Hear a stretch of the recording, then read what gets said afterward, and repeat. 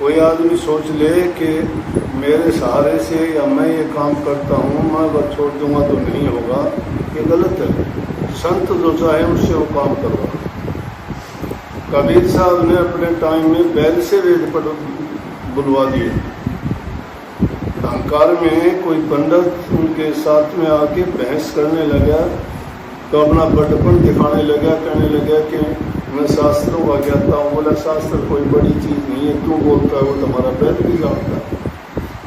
और बैल के ऊपर हाथ रखकर बैल ने वो वाणी कहनी शुरू कर दी। इसलिए संत जो चाहे कर सकते हैं, लेकिन इस युग में संतों की भी परीक्षा होनी चाहिए। संत भी संत नहीं है।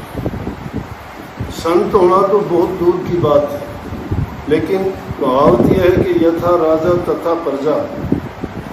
संत भी इसी प्रजा में से ही होते हैं। जैसी हवा और जैसा वातावरण होता है उसको देखते हुए उनके बीच रहते रहते उनमें भी कुछ न कुछ लक्षण इस समाज के प्रवेश कर जाते हैं और उनसे भी ऐसी बातें हो जाती हैं कि जिनमें उनकी गलती कहो या झूठ की बात कहो, क्योंकि वो चाहे जानबूझ के ना भी कहें तो संसारी लोग अपने मतलब के कारण उनसे ऐसा करवा देते हैं।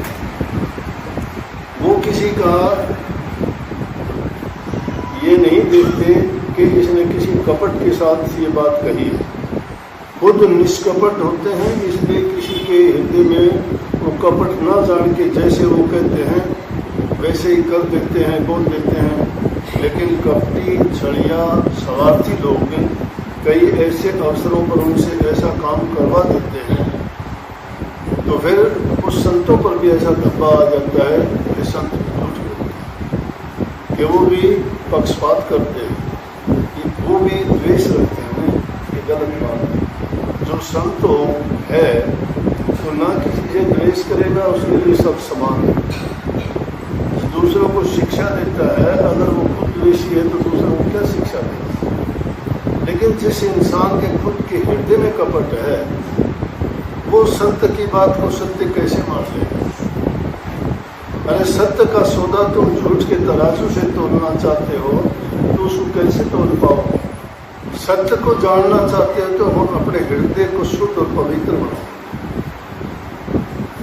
तुम्हारा हृदय खुद का जब पवित्र होगा तुम्हें सब पवित्र लगेगा। जब तक तुम्हारे हृदय में कपट है तुम्हें सब कपटी और झूठे लगेंगे। तो वो चाहे वाणी उनसे शुरू हुई थी। इंसान के दिल में अगर सच्चा प्यार है, अनुराग है, विश्वास है, तो उसके लिए सारी की सारी चीज़ें शुद्ध है। कुछ भी कठिन नहीं है।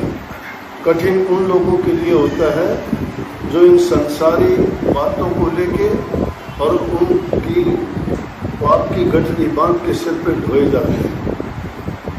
उनके लिए संसार भी ऐसा लगता है कि इसी को सत्य मान के संसार के पदार्थों के लिए वो पूरा जीवन लगा देते हैं। परंतु संत कहते हैं कि सारा खेल माया का है। माया का मतलब ही कपट है। ये सब का सब बनावटी है। कल जैसे एक आदमी आके कहने लगा जी तो मैंने तो परमात्मा को प्राप्त कर लिया, मैंने तो जान लिया क्या होता है परमात्मा।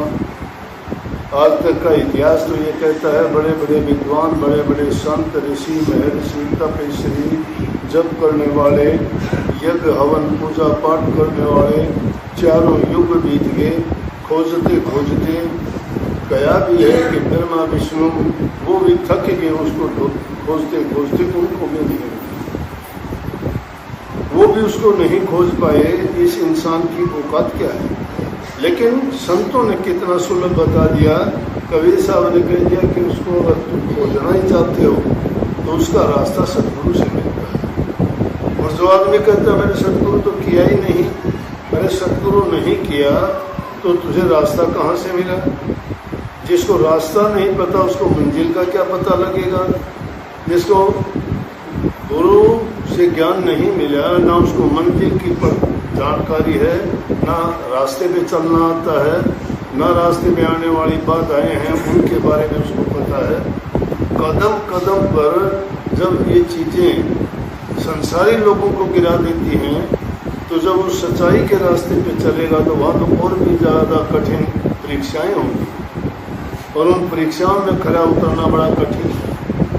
वो चीज़ इतनी आसान नहीं है, उसको इतने यत्न से, इतनी सुरक्षाओं के बीच में इतने उनके लिए पर्दे लगाए गए हैं कि उसको खोजना और ढूंढना आसान नहीं है।